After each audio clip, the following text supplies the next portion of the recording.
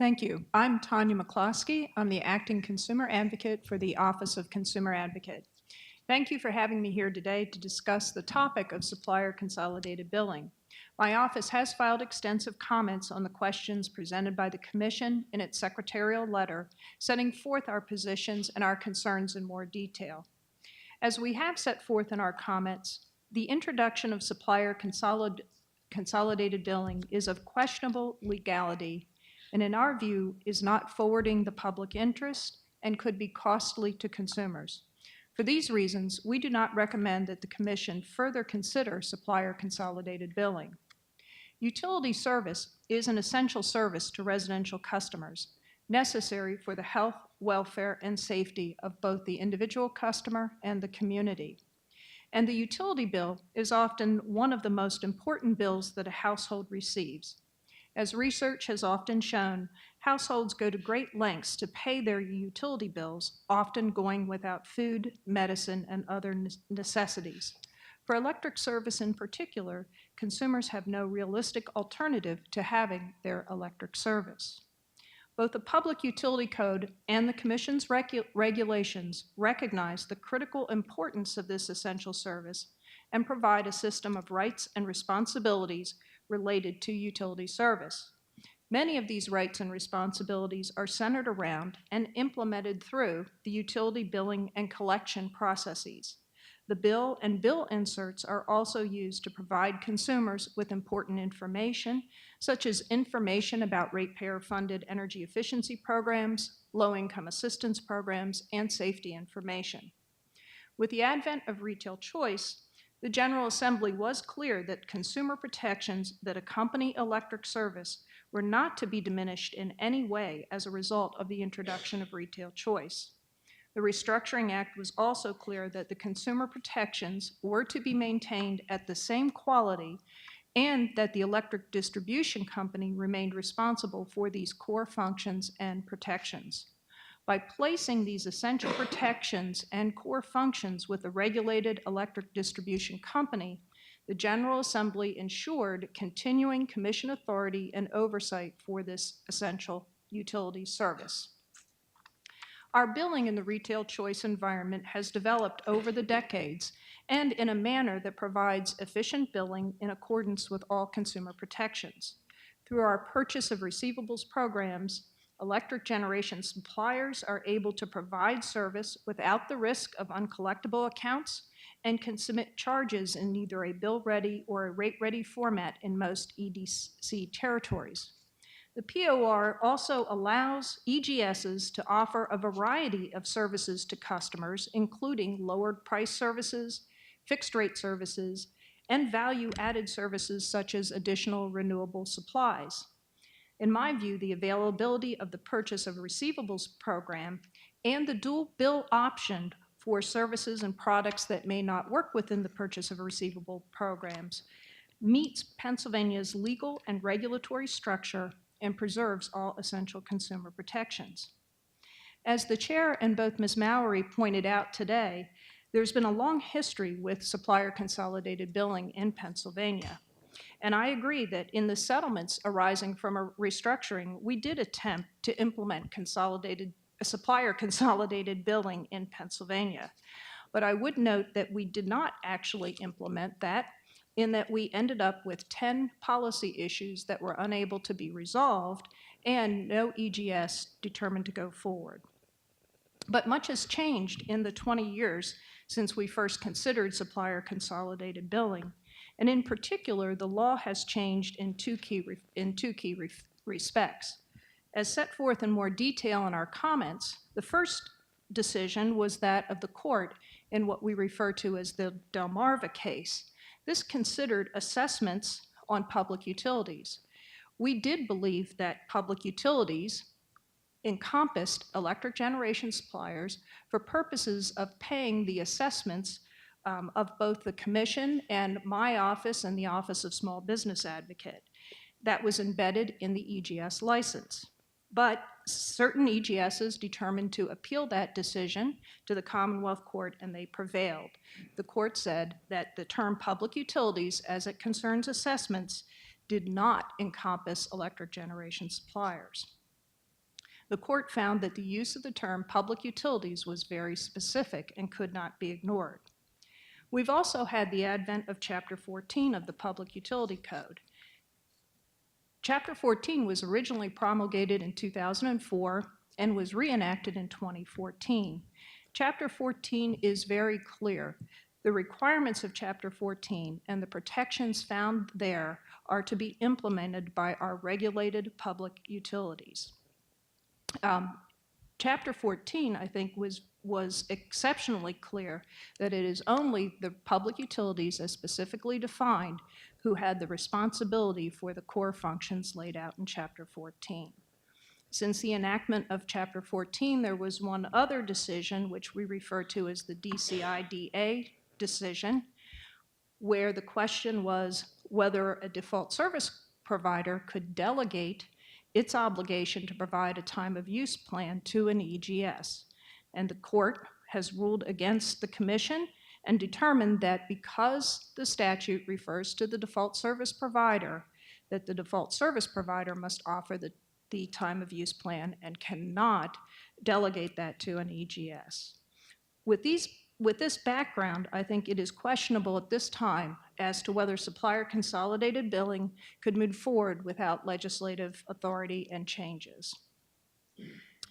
But even if supplier consolidated billing could be squared with the Public Utility Code, I do not find that it advances the public interest or forwards the goal of the Restructuring Act to lower the price of electric generation.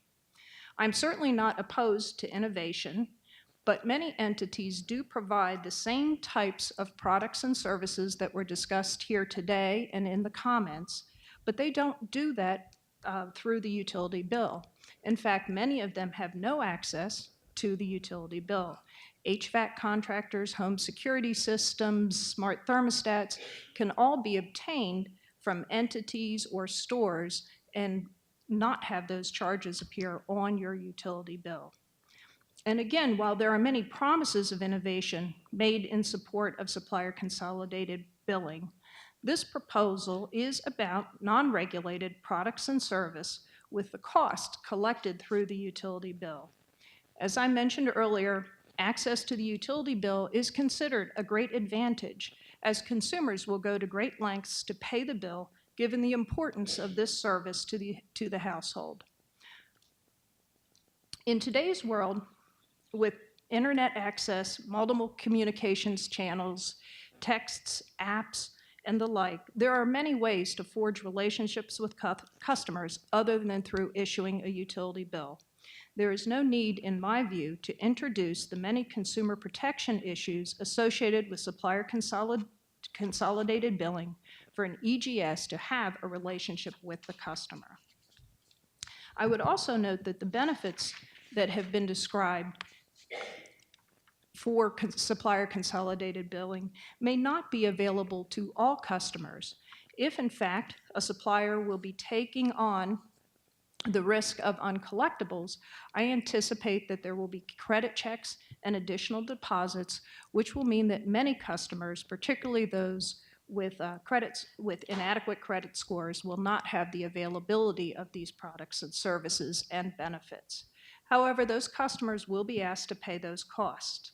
The Commission has already found that supplier consolidated billing could only be implemented after extensive work and expense by many entities, which could result in a feature that will not be utilized sufficiently to justify the cost.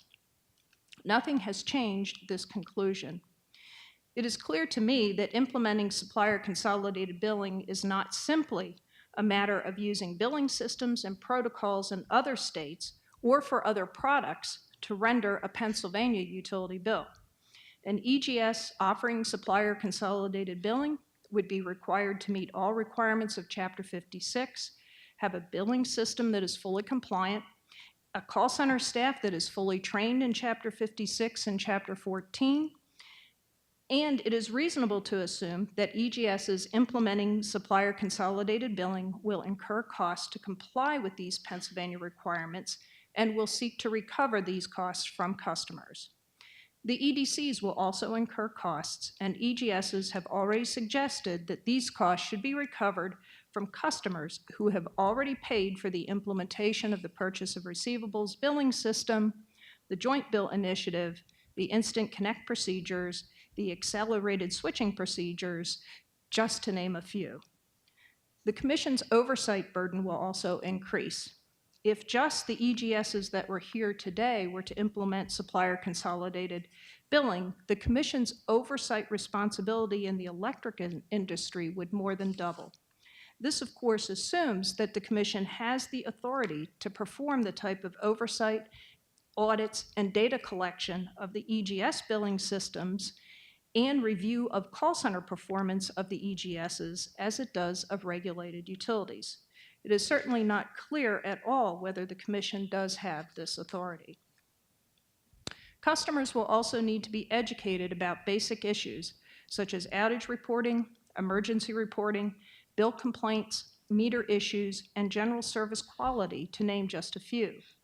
With some EGSs possibly offering supplier consolidated billing and others not, the consumer education task becomes more difficult and costly. Again, consumer education costs, for the most part, tend to be borne by customers, not all of whom will actually have access to supplier consolidated billing and products. Simply put, supplier consolidated billing is not necessary to achieve the goals and purposes of the Restructuring Act, and is not necessary to achieve the purpose for which it is advanced. It also is not necessary to the continued development of the retail markets in Pennsylvania.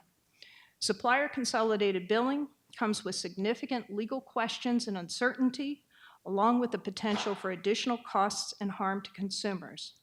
As the Commission has recently concluded, there is no basis to expend the considerable time and resources on an SCB initiative, particularly where dual billing options and other ways to forge relationships currently exist. Thank you. Thank you. Next, we have the low-income advocates, and who is going to go first? I Go am. right ahead. Introduce yourself and go right ahead. Yes.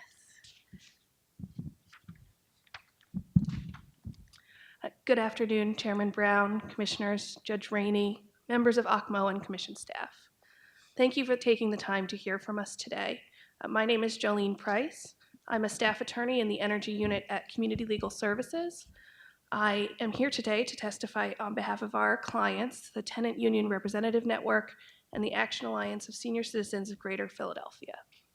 The Tenant Union Representative Network, or TURN, is a not-for-profit corporation with many low and lower income members. TURN's mission is to advance and defend the rights and interests of tenants and homeless individuals. Their goal is to guarantee that all Philadelphians have equal access to safe, decent, accessible, and affordable housing. Action Alliance of Senior Citizens of Greater Philadelphia is also a not-for-profit corporation and membership organization whose mission is to advocate on behalf of senior citizens on a wide range of consumer matters vital to seniors, including utility service. As part of advancing the respective interests of tenants and seniors, TURN and Action Alliance advocate on behalf of low and moderate income residential customers of public utilities in Philadelphia in proceedings before the Public Utility Commission. I'll just note that I am joined at this table by Elizabeth Marks, who is a supervising attorney at the Pennsylvania Utility Law Project, appearing on behalf of PULP's client, the Coalition for Affordable Utility Service and Energy Efficiency in Pennsylvania, and by Patrick Cicero, Executive Director of PULP, also on behalf of Cause PA. As advocates for low and moderate income utility customers, we have grave concerns about the supplier consolidated billing proposal being discussed today. Our organizations see hundreds of customers each year struggling simply to afford their electric, gas, and water bills. These are utility services that the General Assembly and this Commission have determined are essential to health and well-being of residents of this Commonwealth. Additional layers of regulation and enforcement would only serve to exacerbate the struggle for affordability and could quite literally mean the difference between freezing and staying warm in the winter. I'll also note that these are the same customers who are still counting minutes on their cell phone with their prepaid plans. Before you is a brief summary of several critical points from the written joint comments of Cause PA, TURN, and Action Alliance. As explained therein, the low-income advocates are unified in our opposition to supplier consolidated billing, as it is legally unsound and poses a distinct threat to the health, safety, and welfare of Pennsylvania's most vulnerable populations. I'm going to begin by discussing the legality of supplier consolidated billing in Pennsylvania, and Ms. Marks will address issues around public policy and why supplier consolidated billing is not in the public interest. Supplier consolidated billing is not compatible with several requirements of the Public Utility Code, and therefore must be rejected as unlawful.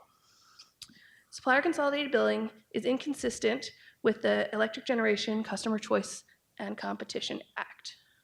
Specifically, the Choice Act requires the continuation of the protections, policies, and services that were available to low-income customers to assist in affording electric service, and requires the PUC to ensure that universal service programming is both cost-effective and available to ensure affordability and access to utility service. As Ms. Marks will discuss in more detail, supplier consolidated billing would create significant barriers to and curtail the effectiveness of the universal service programming that is critical to ensuring access to utility service for low-income customers. Because supplier consolidated billing is incompatible with both federal and utility universal service programs, its implementation would violate the clear mandate of the Choice Act. In addition, supplier consolidated billing undercuts the ability of electric distribution companies to provide customer service. The Choice Act explicitly requires that EDCs continue providing essential customer service functions, including residential billing functions. Section 2807 specifically states that the EDC shall continue to provide customer service functions that necessarily include billing, collection, and termination. Section 2807 requires that those customer service functions be maintained at the same level of quality as existed prior to the enactment of the Choice Act. As a matter of statutory construction, this language of the Choice Act is clear in contemplating that traditional utility customer service functions would continue to be exercised exclusively by EDCs. The language of the Choice Act does not contemplate supplier consolidated billing. By its plain language, Section 2807 only allows for two kinds of billing: utility consolidated billing and dual billing, where a supplier bills for generation charges and the EDC bills for transmission and generation.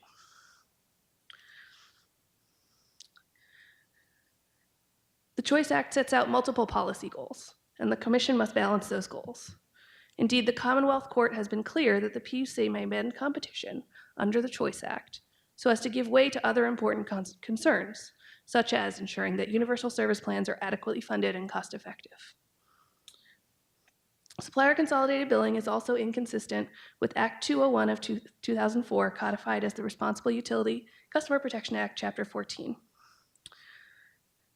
Chapter 14 and Chapter 56 of the Commission's regulations expressly apply to public utilities and place requirements regarding billing, collections, and terminations of service enforceable by the Commission on those public utilities.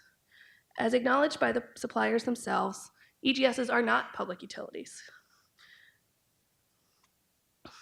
The protections contained in Chapter 14 are particularly important to low-income customers. Confirmed low-income customers make up just 12.6% of the residential electric customer class, but account for 57.2% of payment-troubled customers, 48.9% of payment arrangements, and 46.5% of involuntary terminations. Insufficient enforcement of Chapters 14 and 56 would most severely impact low-income families who are disproportionately likely to need assistance, as well as medically vulnerable consumers and victims of domestic violence who are entitled to enhance Chapter 14 and 56 protections. Absent clear statutory authority imposing legal responsibility on suppliers and enforcement on the authority on the PUC, the consumers could be deprived of essential utility services without notice or an opportunity to prevent the termination. As tenant advocates, we are also concerned about the impact of supplier consolidated billing in situations where the landlord is the ratepayer. Chapter 15, Subchapter B, sets out specific rights for tenants to maintain utility service when their landlord fails to pay the bill or seeks to turn off service, and obligates public utilities to follow specific steps to ensure tenants receive advance notice.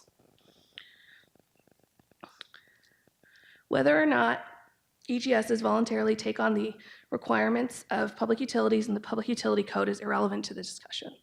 Without an enforcement mechanism that obligates the suppliers to honor the protections and rights found in Chapter 14 and Chapter 56, it is as if those protections don't exist. At this point, I'll pass the microphone to Elizabeth Marks, who will discuss why supplier consolidated billing is not in the public interest. Thank you, Ms. Price, and thank you, Commissioners, Chairman, members of ACMO, and Judge Rainey. I'm joined, of course, by Patrick Cicero, who, after my portion of this presentation, will be available to answer any of your questions as well. As Jolene mentioned just a few moments ago, the Choice Act explicitly, as you all are well aware, that universal services have to remain adequately funded, cost-effective, and available to all those in need. We believe that supplier consolidated billing poses a distinct threat to those three tenets or mandates, if you will, under the Choice Act, and thus we don't believe it's in the public interest to allow it. First, supplier consolidated billing would create barriers to the availability of universal service programs. Chapter 14, of course, imposes an express statutory duty on public utilities, which do not include suppliers, to refer payment-troubled customers to available universal service programs as they contact them. In turn, utilities are also required by the Commission to engage in outreach activities, which are most often conducted through the bill, inserts, and bill messaging. Even these express legal requirements, even with them, universal service enrollment continues to lag behind demonstrated need. In 2016, just 22% of estimated low-income customers in need of assistance were enrolled in CAP. This commission is well aware of these challenges, but suppliers, of course, are not under any such obligations to refer customers to universal service programs, and in fact, under SCB, we believe would have a disincentive to refer eligible customers to assistance programs. First, with CAP, this would likely require for a customer to enroll in a customer assistance program to be returned to utility consolidated billing. That would be a disincentive to suppliers to provide such of a referral to customers. The same likely holds true for low-income usage reduction programs, or LIERP, or any mandated energy efficiency program for that matter, such as the requirements of Act 129, because participation, of course, in energy efficiency programs would reduce energy consumption, and in turn would reduce electric generation sales. We heard earlier this afternoon, of course, that some suppliers have a business model to promote energy efficiency products and services. But even these suppliers selling energy efficiency products would have a disincentive to refer low-income customers to LIERP because they could receive the same products and services that they could market to low-income customers for free through these programs. With no requirement to refer eligible customers to low-income programming, universal services, and the availability of those programs, a tenet of the Choice Act, would be undermined. In addition to creating distinct barriers to the availability of universal service programming, SCB would undermine the cost-effectiveness of the customer assistance program. CAP provides participants with discounts or credits targeted to produce an affordable bill. In turn, in order to ensure that the level of affordability achieved is not undermined, it also provides arrearage forgiveness opportunities. I'm likely to draw ire from some folks behind me for pointing this out here, but I don't think it's a secret to anyone in this room at this point that on net, residential supplier pricing is shown to be more expensive than default service at this point. This is a fact which is unlikely to change under supplier consolidated billing, given supplier consolidated billing will increase the operating costs for those who are offering it. In turn, as suppliers have made clear, the purpose of supplier consolidated billing is to allow them to add non-energy products and services directly to the bill. Several suppliers have indicated through comments that they intend to offer these products as a bundled price, together with the commodity costs. So what does this do to CAP? Well, Any of those debts that are deferred for forgiveness may include higher costs for basic utility services, as well as products and services that may have been lumped into the cost for commodities. This would, at the very least, create artificially higher program costs and may end up disqualifying economically vulnerable customers from participating in CAP. In other words, it would either degrade the availability or undermine the cost effectiveness of the program. Both of these results are, of course, untenable and violate the universal service mandates of the Choice Act. Third, supplier consolidated billing would diminish funding for the hardship fund program in violation of the third universal service mandate under the Choice Act. Hardship fund grants are primarily funded through ratepayer donations that are collected through the bill. SCB would, of course, diminish the pool of ratepayers, thereby diminishing the hardship fund and diminishing the funding for that program. In addition to threatening the availability, cost effectiveness, and funding for universal services that are run by utilities, supplier consolidated billing also threatens the availability of low-income home energy assistance program, or LIHEAP. The Department of Human Services explicitly forbids in policy suppliers from serving as a LIHEAP vendor. While families who struggle to pay for winter heating costs could be unable to enroll in LIHEAP if they're also enrolled in SCB. Now they could switch back to default service in order to obtain the LIHEAP grant. But of course, many times they may face cancellation fees, which would undermine the effectiveness of the LIHEAP grant. The suppliers have proposed through comments to avoid universal service issues entirely by simply exempting customers that are currently enrolled in assistance programs. But an exemption is wholly insufficient to alleviate these issues. Excluding those currently enrolled in assistance programs does not account for the nearly 80% of estimated low-income customers that are not currently enrolled but are likely eligible for the programs. And it also doesn't account for those who experience new hardships and may have enrolled in SCB and now can't get out and enroll in some assistance program so they can keep that service. I'd like to turn for just a few moments to the question of enforcement. Allowing suppliers to implement SCB would invite chaos into a complex system and frustrate the ability for the commission to fully enforce the law. Even assuming that only the suppliers on the supplier panel opted for SCB, it would double the number of electric companies that the commission must train, monitor, audit, investigate, and of course, when necessary, prosecute. It would also likely increase the number of and the complexity of individual consumer complaints. The Bureau of Consumer Services capably handles tens of thousands of consumer complaints each year. These complaints are for possible infractions of companies that have been required to comply with the PUC's Public Utility Code for decades. Doubling the roster with new suppliers who are inexperienced with the nuances of the Pennsylvania Utility Code and the consumer protections contained therein will increase the number of consumer complaints and the work necessary to remediate those infractions. I'll note that suppliers have repeatedly committed that they will comply with consumer protections, and we hear them. But I ask you to look at the supplier's actions to get a real inkling as far as what their intentions are.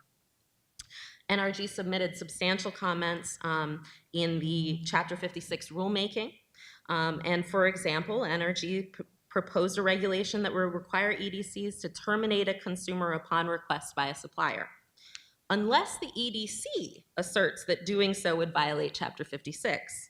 But under SCB, consumers facing termination would naturally contact their supplier to stop the pending termination. So why on earth would the EDC know anything about what's going on and why that might violate Chapter 56 or Chapter 14 to go ahead with the termination? As Ms. Price said, medically vulnerable customers and victims of domestic violence are those who are going to be hurt most. And I'll wrap up. I had more comments, but I will wrap them up to just say these compliance issues are not just with the commission. They're with public service agencies across the state who serve victims of domestic violence, medically vulnerable people, disabled folks, and other very vulnerable populations who are already struggling to serve the need. It will certainly complicate that. And I'll just close by leaving you with a question of what does SCB really solve? What problem does it solve? All we see at this point are new concerns for those who are most vulnerable. Thank you. Thank you. And if that concludes then the testimony from the Consumer Advocates panel, we'll have opportunity for questions from the chairman and commissioners. Thank you very much. Once again, we will go in the same order. I will call on Commissioner Coleman.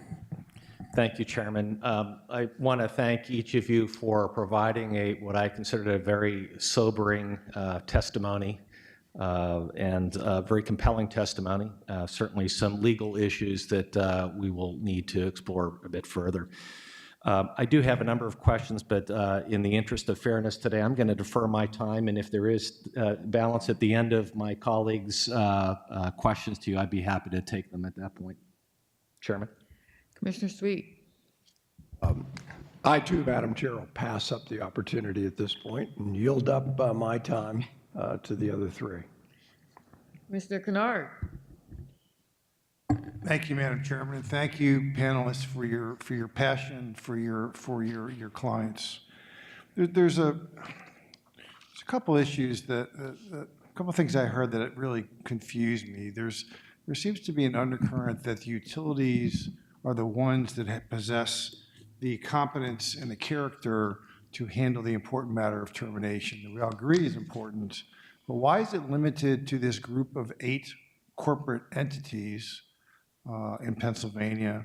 Why are companies like NRG, like Direct, that are very large national companies that do this in Texas, precluded from doing so? You can paint the EGS group with some of the bad actors, for example, that occurred during the polar vortex, but couldn't we design a system so that only companies of character and substance were allowed to put their hand on that lever, all-important lever of disconnection?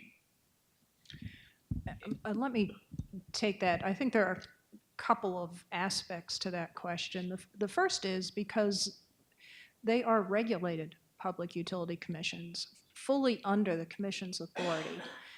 I think the extent of the commission's authority against licensed entities is much different, and that's what we have been hearing and been told, and what the courts have told us at times, as opposed to the extent that the commission has over regulated public utilities. I think the second thing is, again, these are public utilities that have been in Pennsylvania for hundreds of years, but they're also their facilities. They are the facilities of the utility, so only the utility can actually touch those facilities. I'll put it that way. They're the only ones that can go out and physically terminate or push that button to turn off the meter now that we have automated meter reading. So there will always have to be some type of natural role for the public utility. So what we're doing, though, is we're sort of introducing some inefficiencies into that role. And those inefficiencies are simply going to raise the dollars. And I think the last thing is, again, we don't know what the competency is or will be of out-of-state entities. And the question is, what risk do we want to take in that regard? And if I may, Commissioner Kennard, I think you raise a good point, and that is there are certainly EGSs Sorry, Mr. that have... Cicero, if you'll introduce yourself with the record again. Thank you. I will do so. Patrick Cicero. We all know who Patrick. On behalf of Cause PA. There are certainly EGSs that are technically proficient, right? So this is not about transactional efficiency, right? This is not about could we envision a world where this is technically possible, although I do suggest that the 10 kind of policy technical questions that we talked about 20 years ago should probably be looked at again.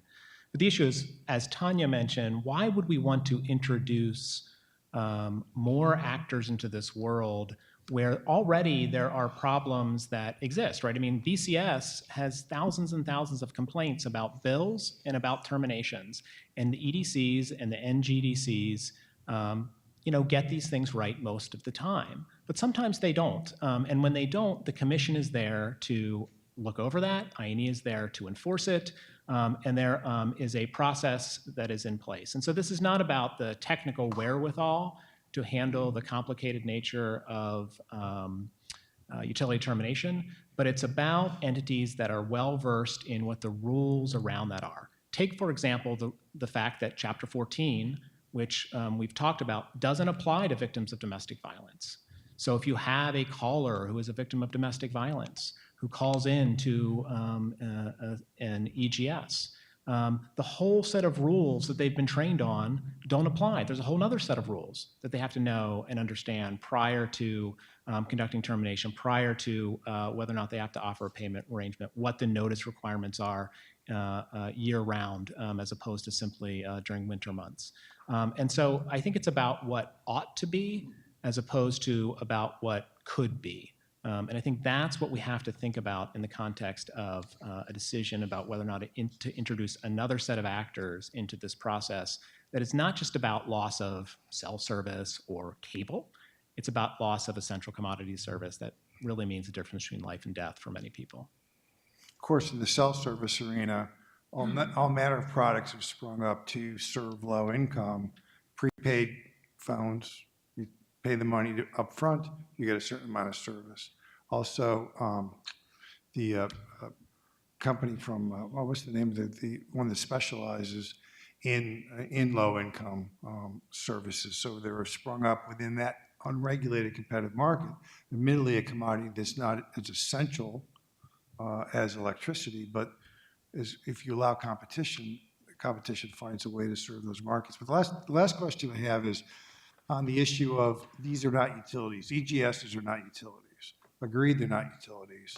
But you heard Councilor Mowry say that 14 addresses utilities because utilities are the ones that normally undertake these functions.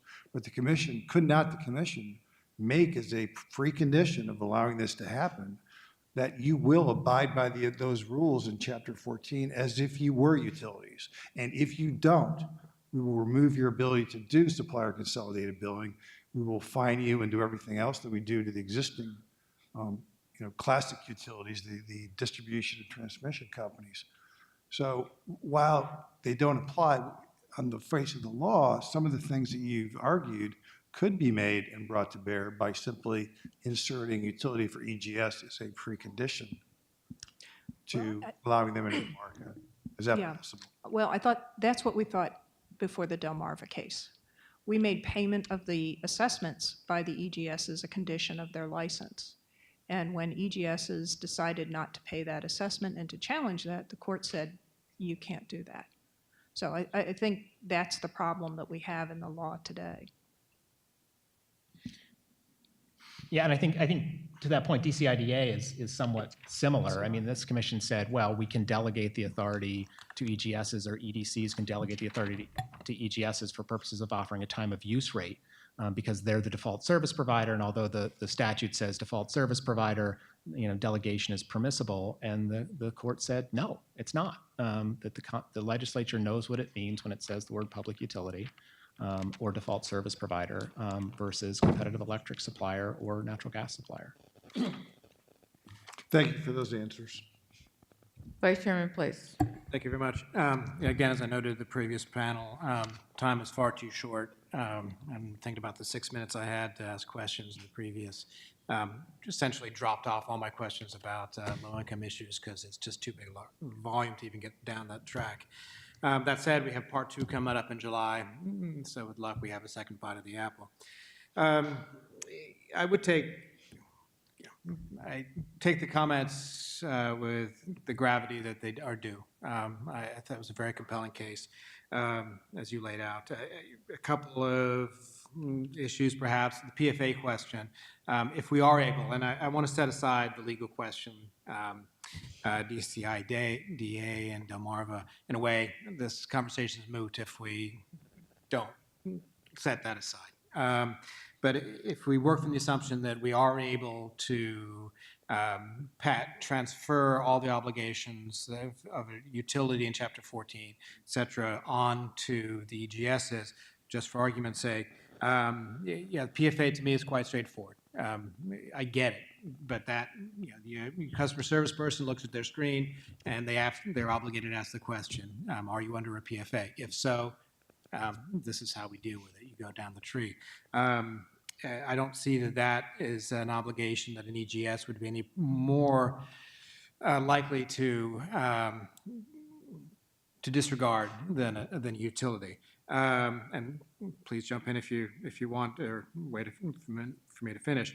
But I do worry about all the obligations, particularly how you deal with low-income customers. Is it possible to conceive of a system in which, when you do see a low-income person, whether it's an existing customer, say you're an EGS, and you have an existing customer that has changed circumstances, now they fall under low income, couldn't we write a regulation that says, yes, this person's changed circumstance, boom, you've got to put them back, you've got instant transmission back to the default service at no cost. I think it was Elizabeth or Jolene perhaps noted that you could have early termination fees. We could clearly write a statute that says, in the case of changed circumstances, that return to the default service provider, you cannot do an early termination fee. So I think there's ways that some of these can be dealt with, but there's others that I want to hear that you say, absolutely, there's just no way you could write a statute that could accommodate that. For example, LIERP is one of my concerns. Can we write statutes that would ensure that there's that seamlessness that the utility securely has to work through the menu of options for low-income customers? Say, yes, you're eligible for LIERP. This is how you're eligible for CAP. This is how you do it. Are all of those strictly unable to conceive of a statute that could pass that obligation on to VGS? So I've been long-winded, but feel free. In addressing the PFA question, I can do that, and perhaps in that context address the rest of the question. I think one of our biggest concerns is the sheer volume that's likely to occur. It's quite difficult to assist consumers in addressing complaints that happen with the 7 EDCs and the I think 7 or 8 natural gas suppliers. And we do so. Pulp has a utility hotline, and we've handled 500 utility cases for low-income consumers in the last year since July 1st. We're able to resolve most of those by a negotiated settlement with a utility directly. If we're dealing with dozens more companies, the complexity of that, we wouldn't shy away from it, but the ability to serve will be constrained. And I think you can look back to the comments of the Pennsylvania Coalition Against Domestic Violence in the retail market investigation, where they raised many of the very same concerns. At that time, it's been a long road to get the domestic violence protections implemented appropriately with the 7 EDCs. If you expand the universe to include just the suppliers at this table, you have dozens more to train, to provide technical assistance to, and to help survivors navigate the system. I still get calls every day, and I'm not exaggerating when I say every day, from victims of domestic violence who have been denied the protections. They've mentioned it to a call center who just doesn't know. And this is with companies who have been regulated for decades. This has been a protection in the law for well over a decade and was reauthorized and expanded in 2014. And we're still facing an implementation battle. So again, we're not saying that other companies may not have the capability, but they do not have the know-how and the amount of resources that we would need to commit in order to duplicate a system that's already functioning. I didn't hear anything today about products and services that aren't currently available in the market, that aren't currently capable of being implemented under the current system. So if you're going to duplicate that and make this universe much wider as far as enforcement, we have serious concerns about our ability as social service providers to serve the needs of low-income, vulnerable folks, especially victims of domestic violence and medically vulnerable customers. That's fair. Anyone else want to comment on that? The only other, I think Elizabeth summed it up pretty well. The only other thing I want to add to this is that there are smart people in this room and outside of this room who could probably craft really well-documented contracts, rules, and regulations that cover contingencies. And so the issue, again, is not whether or not you can create words on a page that will try to bind entities contractually or otherwise. But promises are malleable and facts are stubborn, right? And the facts suggest that even in this context of regulated EDCs, sometimes things go wrong. And the promises of future compliance, the promises of contractual compliance, the promises of voluntary compliance, when it's not clear to me what the problem actually is that we're trying to solve, that already can't be dealt with in a utility consolidated billing or dual billing scenario, just doesn't satisfy us, to be quite honest. And that's the concern. Not that there couldn't be contractual provisions written or regulations or statutes changed, perhaps, but it's why would we want to go down this road? And unless there's a really good reason why, I'm not sure it's worth the time and efforts of Pennsylvanians to get to that place. And to that point, I see the effectiveness of dual billing to answer a lot of the questions of the disproportionality or the lack of a level playing field. But to your point, the problem statement here is that do I, as the commissioner, have an obligation to level the playing field here? I mean, I get that there's a disparity between the EGSs and their ability to be visible when the utility has control of that end product, the bill and the ability to do inserts and so on. I don't struggle with that that EGSs could handle safety or energy efficiency inserts and so on. I think that's manageable. But and again, maybe this is a bit out of the conversation we're having with the low-income advocates, but and the consumer advocate, but should I be concerned about that level playing field? Do I have an obligation in the Electric Competitive Act to make sure that there's a level playing field? Only among equals. And I would submit that when we're talking about the Choice Act, and we're talking about billing, and we're talking about consumer protections, we can't ignore the shalls of the legislature. It talks about the shalls being about consumer protection, customer service that includes things like billing. So we're not talking about commodity service. We're not talking about unbundling of the price to compare versus the offerings of EGSs. I think the commission does have the obligation in that context to make that fair. Is the PTC what the PTC ought to be in comparison to the commodity offering of the generation suppliers? The Choice Act was about lowering generation costs, and that's what we should be focusing on. And so this idea of creating a level playing field for purposes of billing, I don't think I don't think there's anything in the statute that I'm aware of that either requires, compels, or suggests that this is what the PUC should be doing. And to your point, the dual bill would essentially accomplish that. It levels the playing field and the billing piece on the commodity piece. Yeah, and I just have to agree with Patrick. I mean, the obligation is to implement the Restructuring Act, and the Restructuring Act allows for the dual bill, but it also, as Patrick points out, it's all about lowering the price of electric generation. And here what we're talking about is trying to use access to the utility bill for other products and services that are not part of the Restructuring Act. So I think we have to move away from the question of, are we trying to level a playing field? What we're trying to do is implement the act. Very helpful. Thank you very much. Appreciate it. Dan, I have 1 minute. Oh, yes, we started Let you know that. 6. But I'm going over, Dan, just so you know. But I think in this conversation with answering the questions from Vice Chairman Place, you have answered some of the questions that I was going to ask. I did want to give Elizabeth an opportunity to discuss a little bit more in terms of, and I put a star behind it, the issue of LIHEAP funding and the fact that if someone was, if there was the supplier consolidated billing, they wouldn't be able to, or they wouldn't have the opportunity to have access to that funding.